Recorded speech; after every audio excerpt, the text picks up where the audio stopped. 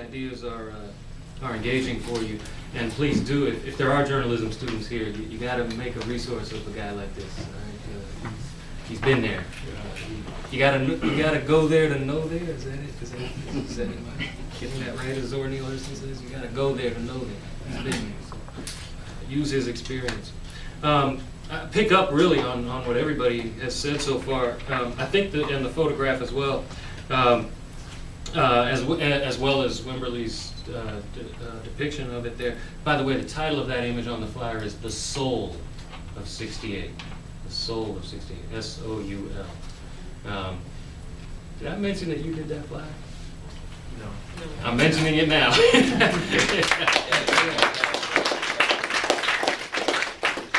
Apologies for the oversight. This is Kashfi Fahim, who his own artistic expressiveness is beautifully done. He just set a new standard for how we do our flyers here, so now I'm going to be bugging him for I don't know how many years. I want to address a particularly troublesome aspect of the way white supremacy works on the athletes themselves, personally, very much, right in line with what our sister was talking about.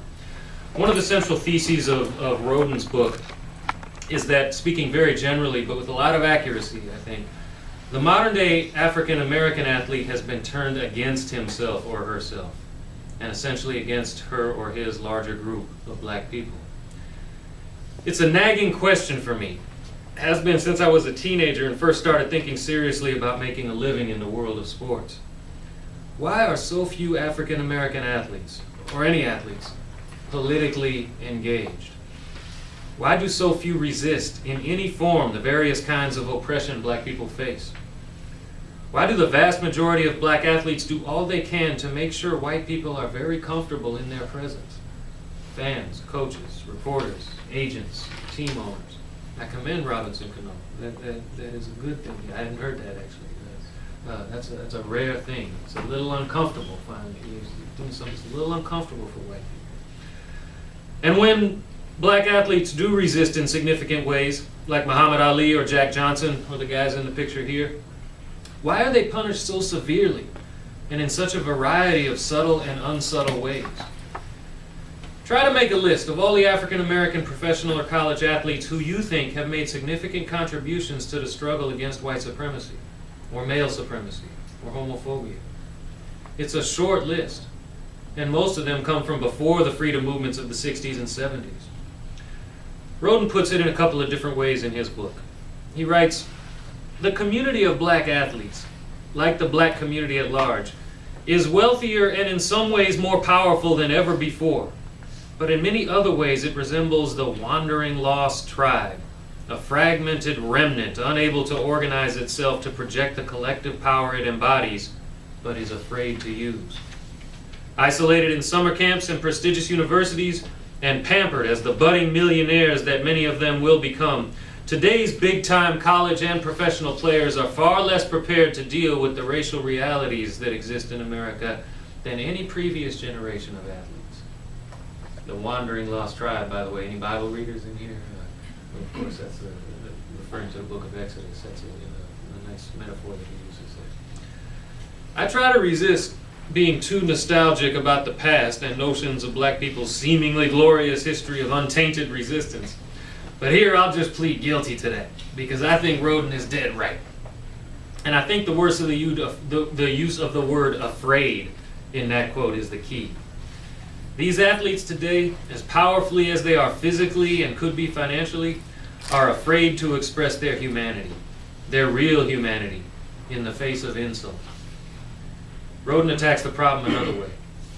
Despite their 50-year rise to prominence on the fields of integrated sports, African American athletes, male and female, still find themselves on the periphery of true power in the industry their talent built.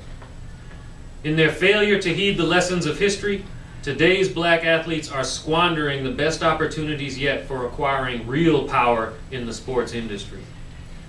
Now that they occupy a position where they can be more than mere symbols of black achievement, where they can actually serve their communities in vital and tangible ways, while also addressing the power imbalance within their own industry from a position of greater strength, they seem most at a loss, lacking purpose and drive. Given the journey that has led to this point, contemporary black athletes have abdicated their responsibility to the community with treasonous vigor. I like that phrase. With treasonous vigor. They stand as living, active proof that it does not necessarily follow that if you make a man rich, you make him free. I hope you appreciated the writing there when you were reading that. Yes, as a writer, it's pretty decent writing. Roden is wrestling here with a disturbing problem, a disturbing aspect of how systems of oppression work. Asymmetrical hierarchies, like white supremacy or male supremacy, are most successfully maintained when those at the bottom police themselves. And one of the most important ways to ensure that those at the bottom don't do anything about their condition, and indeed render themselves complicit in the maintenance of that oppressed condition, is to make sure that those people from that group who can powerfully do something about this situation don't. This has, in my view, been the unfortunate journey of the modern-day black athlete, of the world of athletics that I grew up in and that the people on this panel grew up in. So how does it work? How does an industry turn its laborers, many of them with the potential for real power, into docile cogs in a money-making machine? I like to borrow a phrase from dear old Herb Apteker here. Complex systems of control. In his Columbia University PhD dissertation that became his first book, American Negro Slave Revolts, published way back in 1943, Apteker was discussing how slave owners maintained order on the plantation, and he put it like this.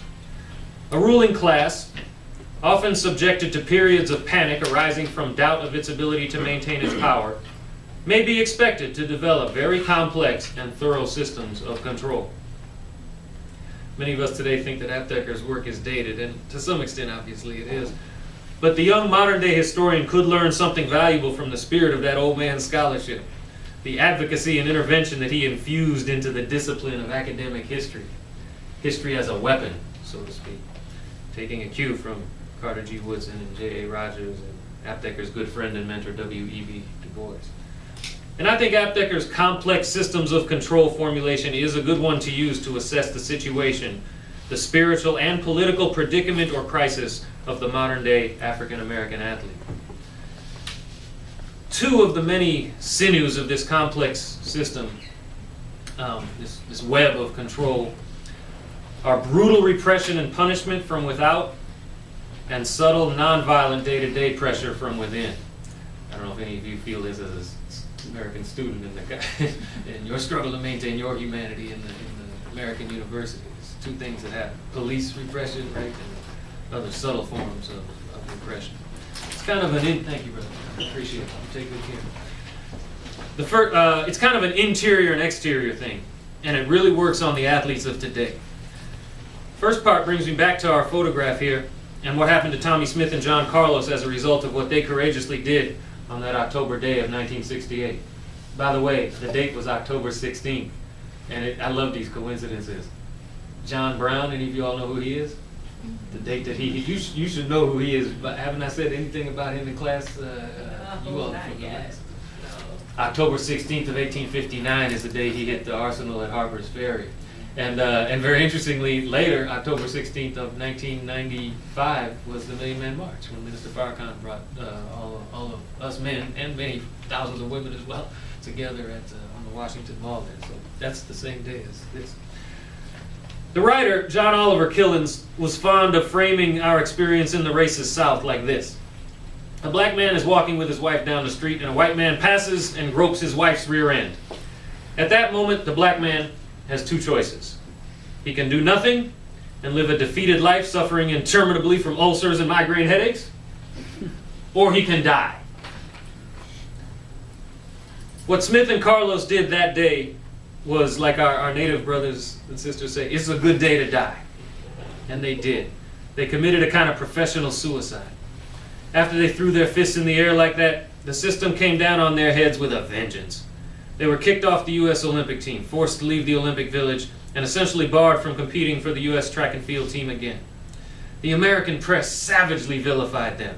Time magazine published an image about the event with the words, angrier, nastier, uglier, imposed into the Olympic rings, replacing the Olympic motto, faster, higher, stronger.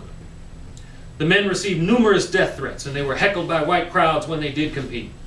Their famous salute cost them hundreds of thousands of dollars in endorsements, and as they were basically ostracized by the media, the professional and amateur sports establishments, and the world of advertising, where well-known athletes can earn a lot of money. And they had difficulties finding jobs. Their lives became personally, professionally, and physically unstable, and to this day they suffer from a lot of depression and paranoia.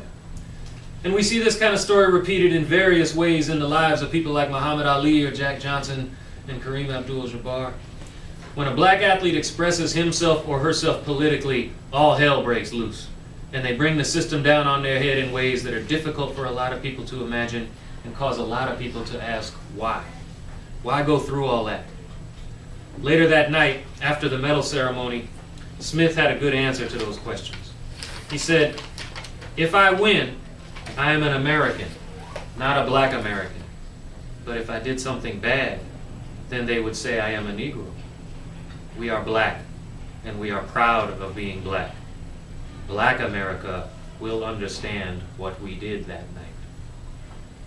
So that's one aspect of control, a very brutal form of backlash when a black athlete does something powerful. A second aspect of this kind of control, this turning of black athletes against themselves, is more subtle.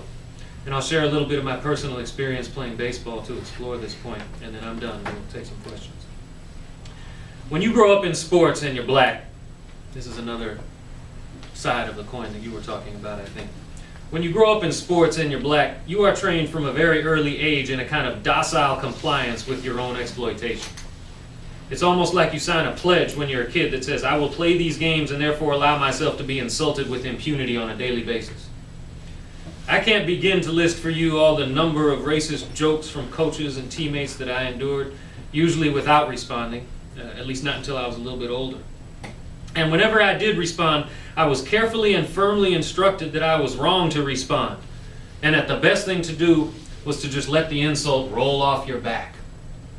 Can you imagine a parent telling you that? That's unthinkable that our parents would tell us that. That's what this industry tells us to do.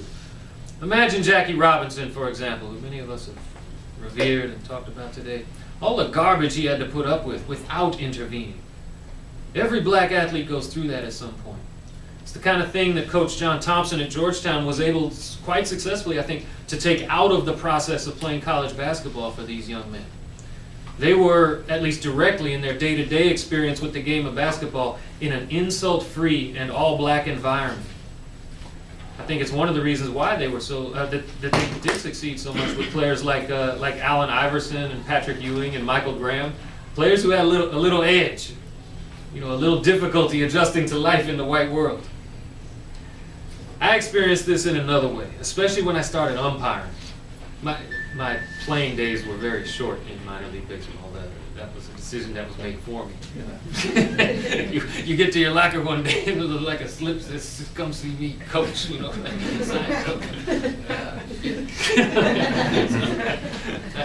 I went back across the state that afternoon and got into the umpire school. Did a little better umpire. I was always something of a loner in the baseball world. And this isn't a good thing for professional advancement. I umpired in what was called the Arizona League, and our day games had to be in the early morning because it got too hot in the afternoon. After a day game, when the other umpires would get together for a sandwich and a beer, I would go to the library. When we got done with games early enough and the other guys would go to the golf course, I'd go play pickup basketball down at Arizona State University, and then go to the library. I just didn't cotton to their lifestyle of bars and cars and women, sometimes drugs, and whatever else that segment of the white population does to get through life. And I was the only black umpire in the league, and one of just a couple nationwide. By the way, C.B. Bucknor, who is now has a full-time position, he and I were in umpire school together at the Brinkman School in Cocoa, Florida, and it was the first time that let alone that one black, he graduated first in the umpire class. I was second in the class. It was the first time a black person had ever been first in the class, let alone to have two. It's kind of interesting. Not too long ago, I went and I was at a Mets game some years ago, and I waited around afterwards just to the person I was with said, "You gotta go say hi to him." He was calling the plate. It was a July 4th game, actually.